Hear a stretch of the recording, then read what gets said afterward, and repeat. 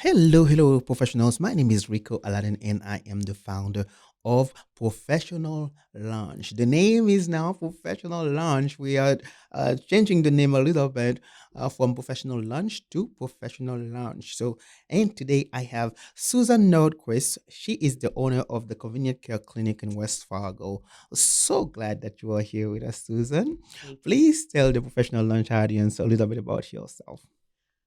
Well, I waited until I was older to go back to school Okay. or to go to school.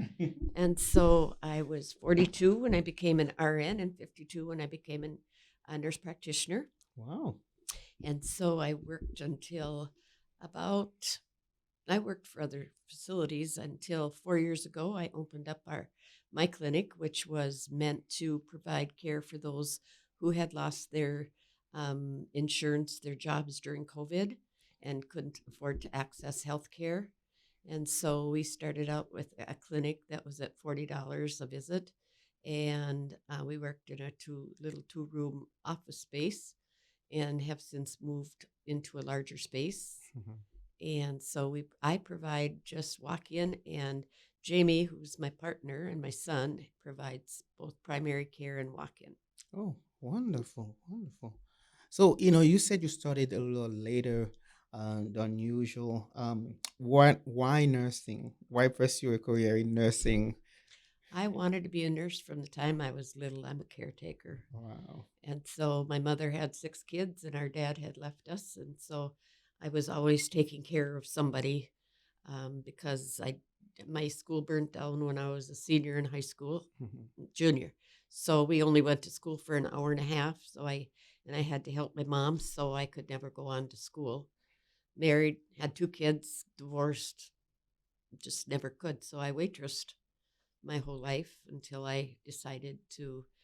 We were in a restaurant, and I saw this little old lady serving coffee, and I thought, "Oh my God, that's what I'm going to look like if I don't do something with my life." Yeah. And so Mhm. came home and um, decided to go to NDSU. I didn't know there was an LPN or a BSN or anything. I just knew I wanted to be a nurse at that point. Wow. So how long have you been a nurse? How long? In nursing in general, Yes. 30 years. 30, 38 years? Yep, 30 years. 30 years. Oh my Yep. goodness, 3 decades being a nurse.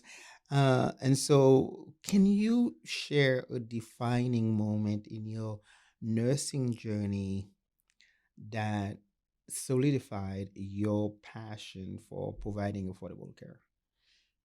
With COVID, COVID. Okay. COVID. We did everything on the phone. You could see the look on these people's face when you talked to them on the phone. They Hmm. needed to see somebody. Yeah. They needed to talk to somebody. Um, and the visit was probably just as much as a visit to me. So Hmm. um, I just decided to open a clinic. Mm. It became my passion to serve the community um, with affordable care. Hmm. Um, it just it just has driven me for the last 4 years. Well, so but before that, you work with different organization, different clinic. I always worked in walk-in, and it was with Okay. either 7 Day Clinic, which became part of Essentia, or Hmm. Essentia. Hmm. And as much as I love both of those places, I just knew I had to have my own. I had to be able to have control Yeah. over what it cost these people, because to come and see me Hmm. was $298. Wow. If I were to ask them if they had quit smoking, it cost that patient $165. Wow. And it's like, why? If we're trying to help somebody, why do we put it so out of reach for them that they can't come back? Wow. And so part of what I do now is that if somebody has an earache, Hmm. or if somebody, it's mostly the earache, but if they have ear pain, Hmm. they're welcome to come back if they have an ear infection in 8 days to make sure that the ear is cleared. We don't charge them any money for it. Hmm. We just want to make sure that their ears are clear instead of having to go back and pay another $198. Wow. So, I have to ask because, providing care at such an affordable rate, and what does quality care at such an affordable price mean to you in practice? And then we will talk about affordability later, but how thing because healthcare is expensive, Yep. and so we're talking about how does what does quality care at an affordable price mean to you in practice? What does quality care Mm-hmm. mean to me? Mm-hmm. We don't do anything different than anybody else. Okay. We provide care that um, it doesn't make any difference if we spend 20 minutes with them or an hour with them. We listen to them. Mm-hmm. That I think is the quality, Mm-hmm. is that we allow them to say what it is they need to say. Mm-hmm. And we can see them for more than one thing at the same price. Mm-hmm. We don't have to say, well, now you're going to have to make another appointment to discuss that. Yeah. It means that we care about them, Yeah. that we want them to believe that they are getting the best care possible. We want them to know that we're available. They're Mm-hmm. welcome to call us. We don't have nurses, so that doesn't cost us anything. Mm-hmm. We do everything ourselves. We room the patient, we do the labs, we do any of the testing ourselves, so it was able to keep the price down. Hmm. Um, I think from all the reviews that we have, it's that we listen. Okay. That's the quality, is that we listen. Wonderful. So I kind of let me ask you this. You've been in a nurse for 30 years now, and we both can agree that the healthcare in general have changed a lot. So how has your career evolved since you started nursing 30 years ago? Nursing is ever changing. Hmm. From the time I became a nurse, we were bedside nurses. I worked on a surgical floor, Okay. so we got them after surgery, and we were able to do everything. Mm. We got them ready preoperatively. We sent them off to surgery. We got them back postoperatively. We did their back rubs. We gave them their medicine. We walked them. We, did everything. It's totally different now. Mm. Um, they've had team nursing. They've had just RNs. They've had RNs and LPNs. The hospitals have become, um, where they have strictly RNs. Um, so then, when I first became a nurse practitioner, the same way. You worked for somebody else. They came in. You just basically did what you were supposed to do. You sent them off. Mhm. It didn't. It's different when it's yours.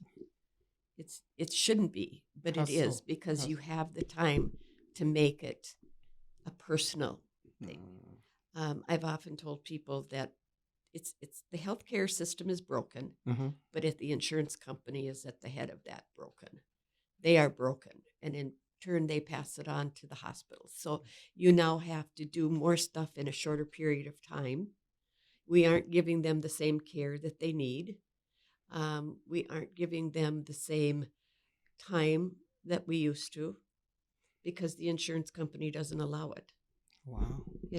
If somebody, for our clinic, truly, if somebody doesn't have the money, we just don't charge them for it.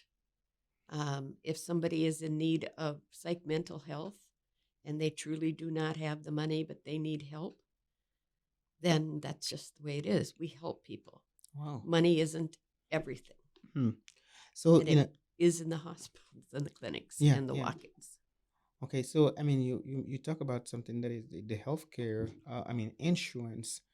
There are a lot of people sometimes they may not have insurance for whatever reason, and if they were to come to you, and then how would you serve them the same, or would you ask them to show that they don't have the capability to pay, they're not working, and or something like that? No, Yeah. if they truly don't have it, Mm-hmm. you know if they don't, Yeah. people aren't out there to mess with you. Mm-hmm. We also people who have high deductibles. That Yeah. was the other thing that came out of COVID, was that their deductibles, $7,000 for each member, $7,000 for a family. Well, at $200 a crack, they'd have to see 200 into 7,000. How many times before insurance paid one penny toward any of their medical bills? In the meantime, they've been paying hundreds of dollars a month for health insurance. And so that's the other thing that we do, is we try to provide health care for people who just have these high deductibles. Mm-hmm. And so it doesn't make any difference whether we don't ask them for any um, evidence that they do or do not have any money. It's Hmm. just they're here. Yeah. They're here to be served. They're here to be taken care of. Their kids are sick. There can't be anything more precious than a child. Yeah. Trying to make our kids not afraid of being seen is important because once they've been hurt, which they are with their shots, Hmm. they don't trust anymore. They don't forget that. Yeah. And so it's gaining the trust of the child, which then gains the trust of the parent. And I think we often, in a big scheme, forget to do that. Well, I can vouch for that because my daughter, I bring my daughter to see you a couple of times, a few times actually, and I love the way you interact with her, which is one of the reasons why I wanted to have you on to share what you do, share, talk about the clinic, talk about your work because I think that your clinic deserve somebody should shed the light on it and spread the word on Thank the you. good work you're doing with the clinic. So I appreciate what the way you interact with my daughter and also what you do in the community Thank for you. especially those who are not able to afford certain things. So Well, I am a grandma. yeah, there you go. So, it you kind of just, it feels good. spills over Yep. into other kids. So you were talking about the healthcare system, especially insurance. So, in what ways do you think that the healthcare system could adapt to better serve underserved communities, underserved population? The insurance companies, The healthcare system in general, for healthcare instance. system. Yeah. Well, they've tried with family health care downtown. Mm-hmm. That's the big one. Mm-hmm. And they do a good job. Yeah. They do go on a sliding fee scale. They Mm-hmm. do go by their income. Mm-hmm. I think that, and they have now gone to other parts of the city to be accessible. Mm-hmm. Um, I don't agree with what Canada has as far as their insurance Mm-hmm. because you truly can't get in when you want to, Okay. you know. Um, but I think the insurance companies, number one, need to change. They, So, what do you think that change would look like? Because the reason I'm asking it, when somebody think of insurance, you think of those insurance companies. They just wanna all the bucks that they can keep from the people who are part of their insurance company. And so, what do you think that change would look like? well, first of all, they need to quit having people that are stockholders that get dividends. I think they need to hire people who are medical people to make decisions. When we order something, we don't do it just to make their life miserable. We feel a need to prescribe a particular thing. Mhm. And or medication, I don't see that somebody on the other end who's never even looked at this person or talked to him has any authority to change what I say is needed. Mm. I don't think that the insurance company should deny medication based on cost or the fact that it might be new and that we haven't tried anything else first. Um, and just think that it's wrong for them. If they're going to, the insurance company tells the patient what they're going to pay for a dividend or for their insurance. They tell them what pharmacy they should go to. They tell them, what doctors they can go to, what facilities they can use. I think they're wrong, just totally wrong. Yeah. But even the hospitals that have their own insurance company, they employ that their employees are using can only use their facility in order to be covered. They don't have any say in where they can go if they don't want to pay out of pocket. So, like our clinic, then it's an alternative for them. If they don't want to go sit in line for 4 hours, and they choose to come to convenient care clinic for $50, Hmm. then that's fine. Wow. Wonderful. So, again, can you walk us through a typical patient visit at your clinic? I've seen how you interact with my daughter, but Okay. yeah. Well, like I said, we don't have a nurse, so we Okay. just, the receptionist will either come and tell us or hand us a piece of paper. We go greet the patient ourselves. So that's our first interaction with them. We have a smile on our face. Hmm. You introduce yourself, you set them down, and then you just start the interview process. When did this start? How long have you been feeling like this? What are your symptoms? What are your history? And, if it's, we have so much going on right now. Mm. Usually a virus is 7 to 10 days, bacteria after that. But we have RSV and we have croup and we have whooping cough and we have RS. I already said that. We have bronchitis and we have influenza A and B. A is rampant right now. COVID. Um, we have the stomach flu going on the same time we're having everything else going on. So you just have to look at the whole entire person, and you have to look at who they are. Are they sitting there laughing like this, just saying they're having all kinds of trouble, Mhm. or do they look sick? Mhm. Because certain disease processes do they you can kind of tell ahead of time. You don't want to do a whole lot of testing because that all costs money. Mhm. If it looks like it's strep throat and you go by what the symptoms are, why should you have to do a strep throat test? That's $50, $60. If somebody's got bacterial vaginitis and they're giving you the symptoms, why should you have to do a test that costs $100? During COVID, we didn't do any of them. We diagnosed them, we treated them during that time Mhm. without seeing them. Yep. And so then, if they choose to, though, that's fine. Oftentimes, like if somebody's got influenza, we'll treat their family. It's not necessarily the kids, because they do get, like influenza, they do get treated based on their weight. So we need a weight. Um, we explain to them that, like with COVID, Paxlovid, the side effects of Paxlovid, the taste in your mouth forever. Do they really need it? They're going to get better on their own. Mhm. Same way with influenza. Do you really want to do this? Do you really want to feel like this? It's only going to last you this, and if they've come in at 3 days, they're already halfway through it. Mhm. So we do try to do, if they have a strong history of a urinary tract infection, do we need to charge them $35 to do a urine? You know, so that's kind of how we approach the person. Wow. So this is. I mean, you kind of fell right into what I'm about to ask you next. Is how do you decide when labs and additional tests are necessary for a patient? Mhm.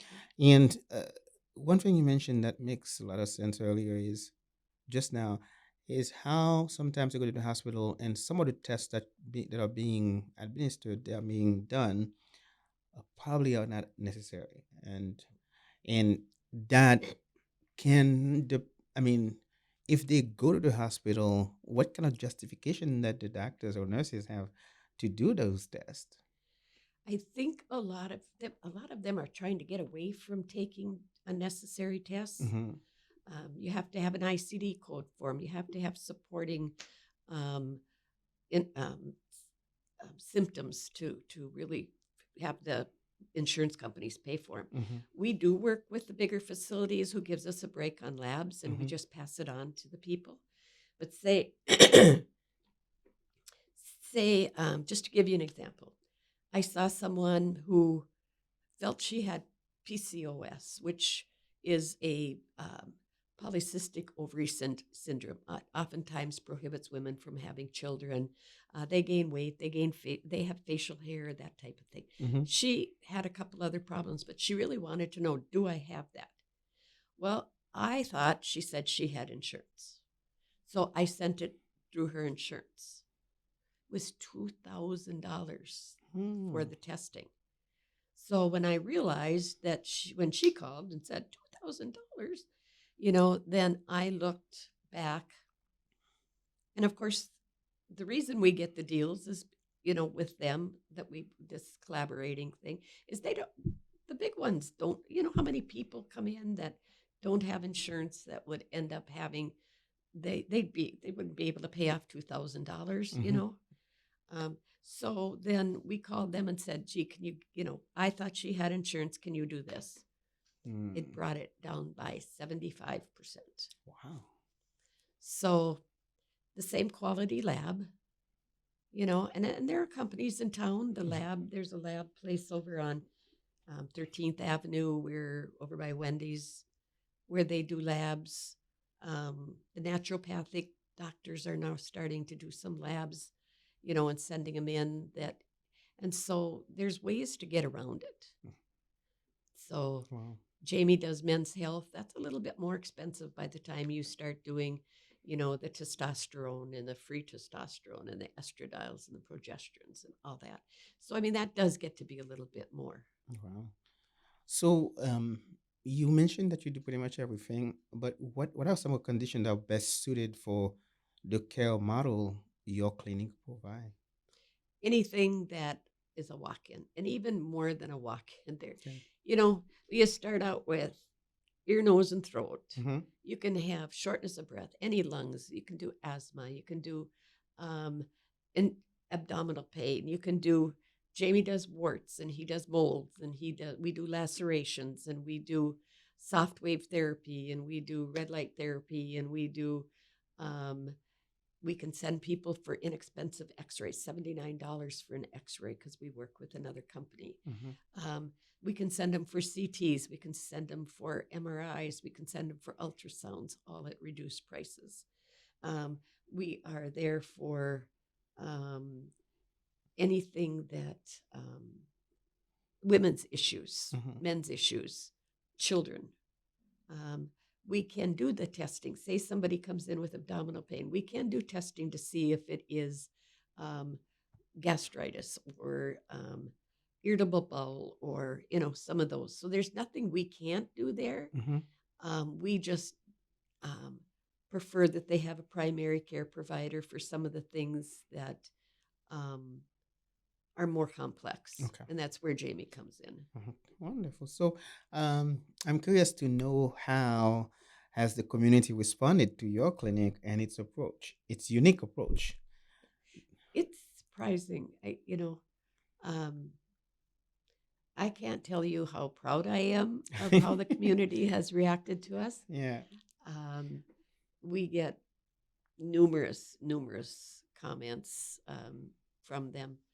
Um, I think the biggest thing that we get as far as their responses, she listens or he listens to us. That's good. And so I think that it's not that the other physicians and NPs and PAs in town don't, Yeah. but I think but for some reason that seems to be the number one thing that people say. The other one is that um, we aren't sitting there with a 2 hour wait. Mm-hmm. You know, we aren't extremely busy, and so people do get seen fairly quick, That's good. and so they like that. Mm. Their time is important, you know, so we get them in and out, and that's a comment that we often get. The We did have a little bit of a change with we used to see a lot of a particular place, people from um, a particular employment group, Mm-hmm. and they now have a clinic that just sees them, or not Okay. just sees them, but is for them. Okay. And so we've lost some of them, but then it's surprising how many new patients we see every day That's and good. return patients. That's good. That's good. So Yeah. So, what are some of the biggest obstacles that you face in providing affordable care? what is an obstacle that I mean, challenges, I would say. challenges? Yeah. It's we we would like to have another provider. Okay. The obstacle and the other one is that we're working constantly. Jamie and I are the only providers there. He works 8 to 5 Monday through Friday and one weekend a month, and I'm there the rest of the time. And we're open 8 to 8. And so that would be the obstacle is Mm-hmm. just finding another provider. Okay. Would that be hard to find another one? That Not yet. We haven't okay. spent a lot of time. Another thing we'd like obstacle is I'd like to have um, psych, mental health.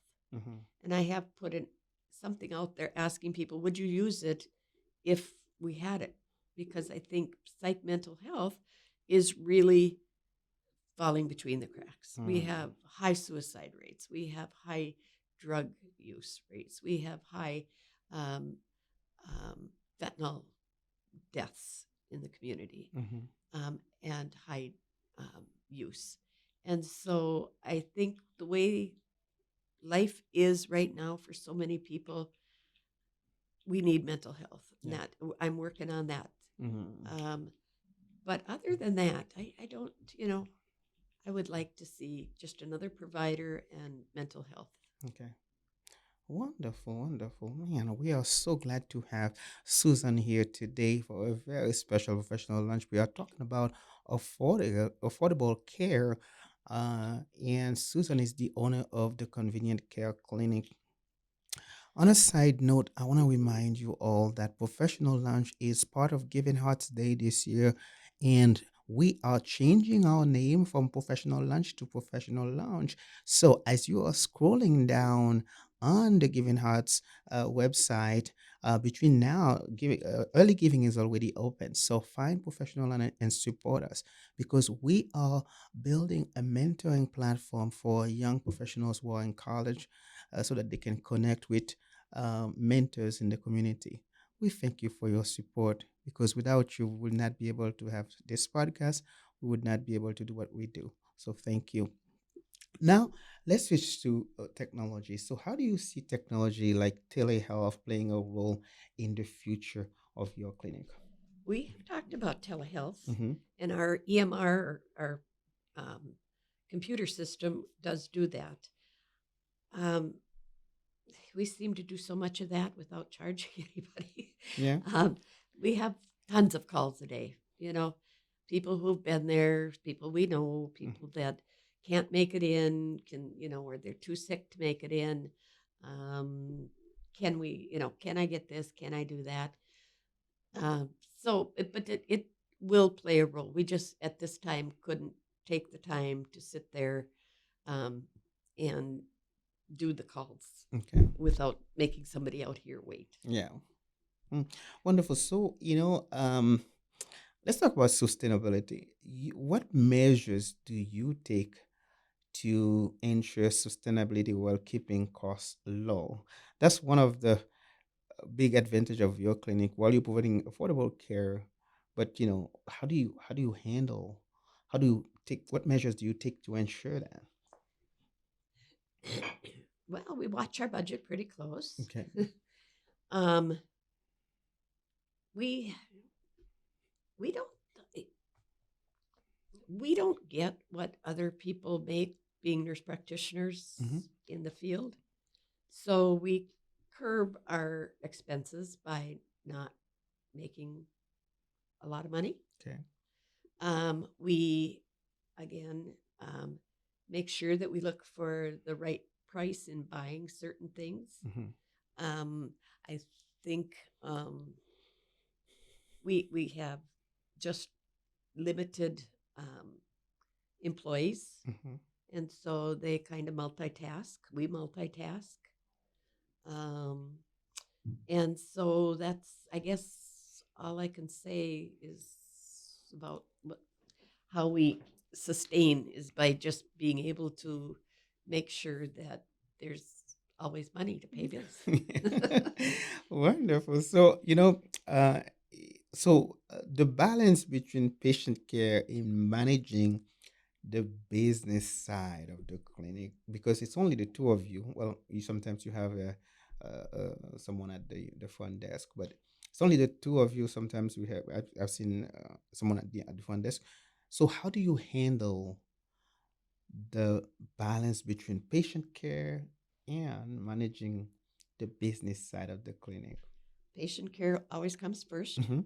Jamie, who's my other partner, Mm-hmm. he comes in at probably 5 o'clock, 6 o'clock in the morning, and he does a lot of the Mm. stuff, all of the business. Business side, okay. And then I'm there till 8 o'clock in the morning or 8 o'clock at night. So Mm-hmm. from 8 to 8. And so I'll do my stuff more at night when it slows down. Okay. Um, we do have somebody, she works part time. She 3 days a week where she does the billing and the insurance and that type of thing. Mm-hmm. Um, and so that's just kind of it. The patient always comes first. Yeah. And so if we don't have somebody up front, Jamie will sit up front. I'll see patients, Mm-hmm. and vice versa. Mm-hmm. And Okay. so it's And again a way to keep the cost of healthcare down. wow, it looks like you have a very nice system there, keeping things very effective. And as you're, because it's the staff, you have a very small staff. And when I go to the clinic, I get served right away. And things I mean, from my end, I see things running smoothly. So, It really does. yeah, so that's really good. So, this program, this podcast is to help people that are in college, young professionals who are launching their careers. By talking to you, they can hear your story. They can hear how you do, by studying from being a nurse, studying your own practice. And then that will, give that inspiration to a young man or young woman in college right now. So we get to the point, what advice that you would give to other nurse practitioners considering a similar care model in the community or even beyond? Yeah. Um, I used to work for I was always a waitress Mm-hmm. till I was 42. And I worked for the Radisson. And you gotta wanna. That was their motto. Mm-hmm. You gotta wanna. There's nothing you can't do and nothing you can't give somebody if you want to do it. Wow.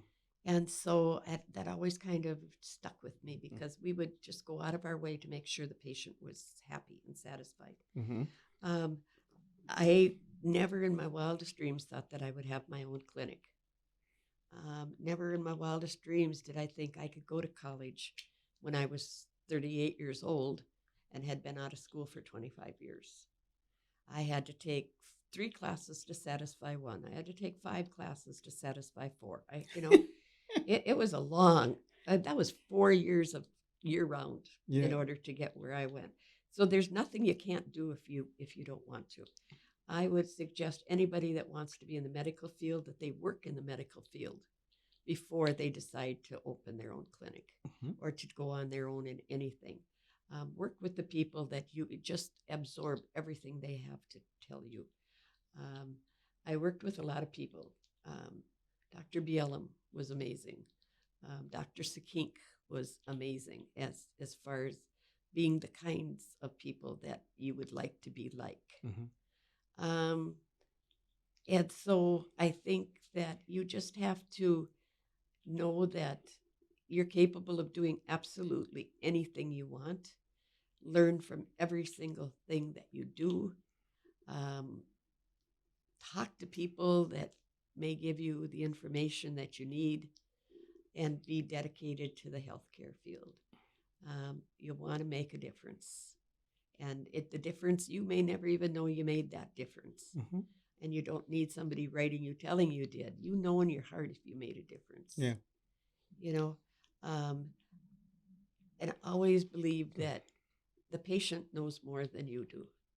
Don't doubt that the patient isn't trying to tell you something, and don't think that you know more than the family knows. Mm-hmm. Those are all little things you learn that um, are so important for just improving patient satisfaction. Yeah. So learn all you can.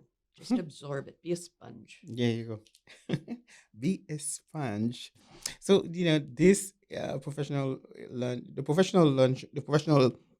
launch podcast is really also you sharing your journey, but also we want to know your personal, a little bit about your hobbies, your personal life, because you're a professional, but you are a human being. You have your a whole life out of the professional one. So, has your grandmother? So, how has being a mother and a grandmother influenced your approach to patient care?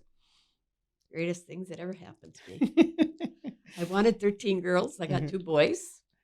My boys are my everything. You say that again? I You said I wanted 13 girls and I got 2 boys. Um, my boys are amazing. I have both of them are professional. yeah. Jamie is a doctorate of nurse practitioners Mm-hmm. and that practice and that he works with me Mm-hmm. and he's part owner. Half we share the ownership. Mm-hmm.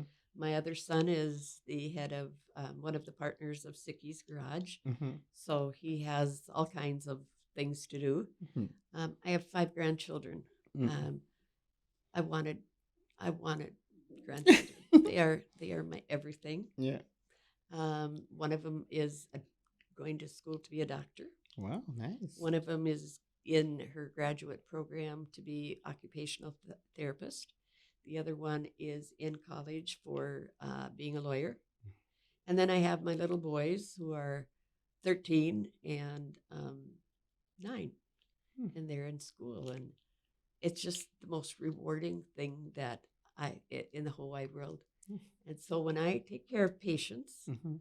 one, I think of the parent, and I think of they would, how I would want my child treated, number one, Mhm.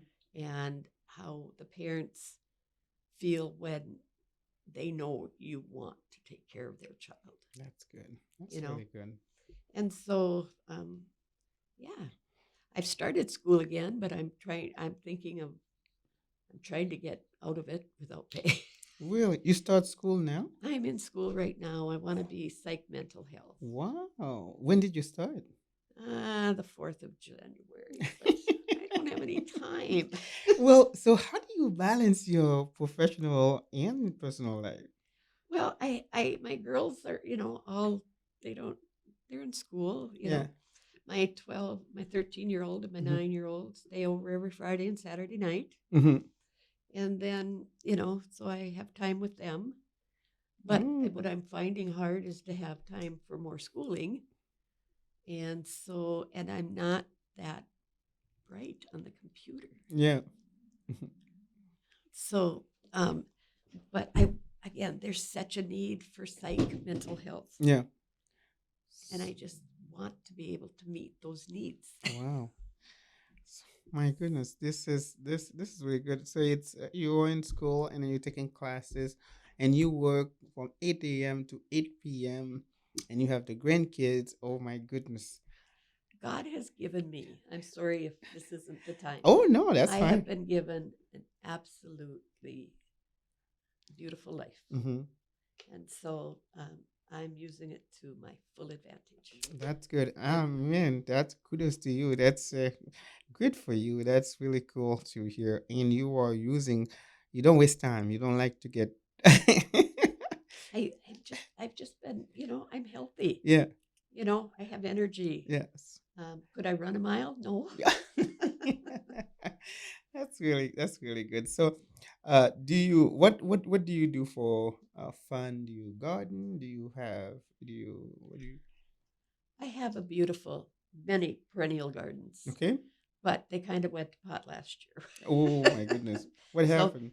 I just didn't have time. Okay. Okay. And so I will be working on them this spring. Wonderful. So, where do you see your clinic?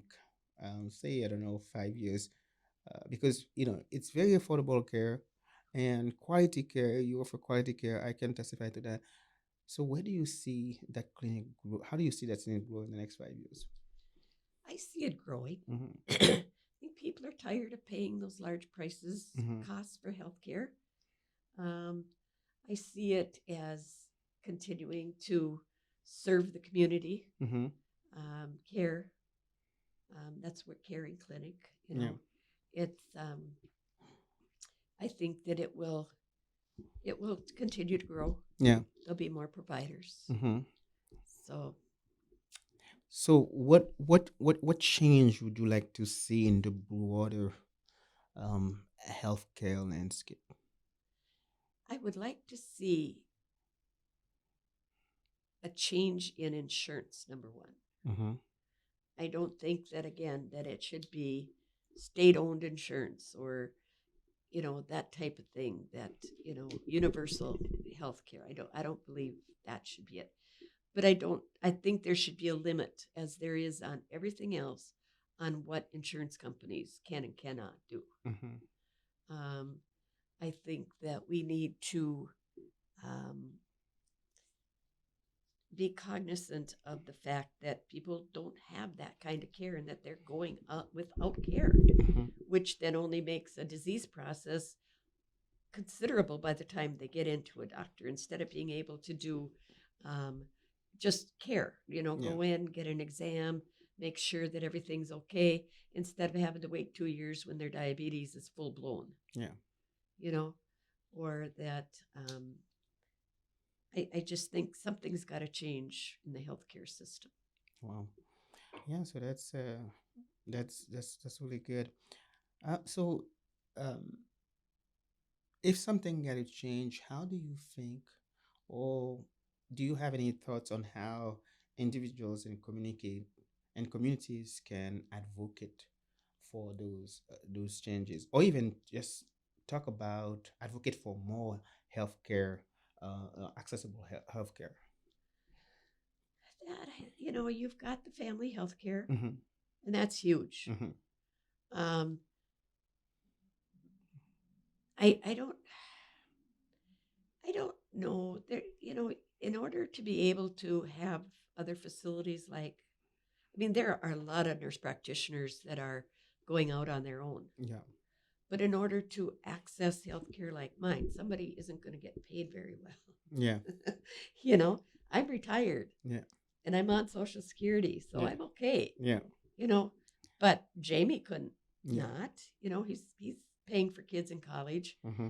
Um, so I think there just needs to be more of those that have already paid the dues that are willing to come in and do something like this. Mm-hmm. Um, and when you're retired, you're done. Yeah. People want to be done, but there are still a lot of nurse practitioners out there that would like to be doing something. Yeah. And so, maybe maybe trying to organize something like that. Mm-hmm. Not a free clinic, but again, a clinic that is able to have people access them for a decent amount of money. Hmm. Nice. Man, this is you know your take on the healthcare system really get me to think a little bit. That's something that I have not had someone a nurse. You were the first next nurse practitioner that I had on in coming and talk to me about that. But that everybody, I talked to a pharmacist and she said that it's just too complex of a system for regular people to understand. Yeah. And so, the insurance companies and the healthcare system as a whole, unless there is someone with a bigger heart to think about it, the problem with overpaying for stuff, doing unnecessary testing, this will always exist, Yep. right? And so this is, so on that note, what is one piece of advice you would give to patients navigating the current healthcare system? Oof. Well, um, navigating the healthcare system is tough Hmm. because when you have to have a primary healthcare Hmm. provider, Yeah. and so that the testing is expensive. Blood draws, to be able to draw blood to you know get the labs results, so Yeah. that it all costs a lot of money. Hmm. And so I don't know what I would suggest that they try to find a healthcare facility where, and I'm not the only one, Yep. um, but I mean that they try to find less expensive healthcare, shop around, Hmm. um, and see if what it's going to cost them. You can now through the big hospitals find out what it's going to cost Yeah. before they even go over there, and then they may have to limit what they're going to do all at one time, or maybe the worst thing that they're going through needs to be addressed first. Mm. But or like I said, you can go to the walk-in clinics, Yep. and Hmm. start there and get some of the referrals to places where it's going to be less expensive. Wonderful, wonderful. So, So 30 years in nurse as a nurse, and you found your own clinic. My last question is, well, the second before the last question is, how do you hope your legacy as a nurse practitioner and clinic founder will inspire others in the healthcare field? I don't know. You know, you kind of have to be crazy. If it was somebody first starting out where they're owing $50,000, $75,000 in Mhm. debt from their schooling, it's kind of hard to do. Yes. If you don't have another income, Yeah. again, it's kind of hard to do. Hmm. But I would hope that the reason you became a nurse or a nurse practitioner was to make a difference in the lives of others. Wow, I love that. And so being able to do that, and it may not happen right away when you first get out of school, Hmm. but that eventually you will volunteer for certain things. You will try to make a difference. You will um, eventually look at opening your own practice where you can make that difference. Um, I don't know. It's just really hard today to do that when you're so indebted from school. Yeah, yeah. Unless, of course, you have Biden who will wipe out all of your school loans. Oh, Susan, this is that was, I mean, this is well, yeah. I mean, there are some students who get to be part of that. I'm sure it's a good thing for them, but there are some that are not so fortunate, I obviously, know it. I know it. right? So, it's kind of hard, like you mentioned, to be in, like in a lot of debt after school, and there are some things that you probably want to do but you can't Yep. simply because of Yep. those barriers. Yep. Yeah. Wow.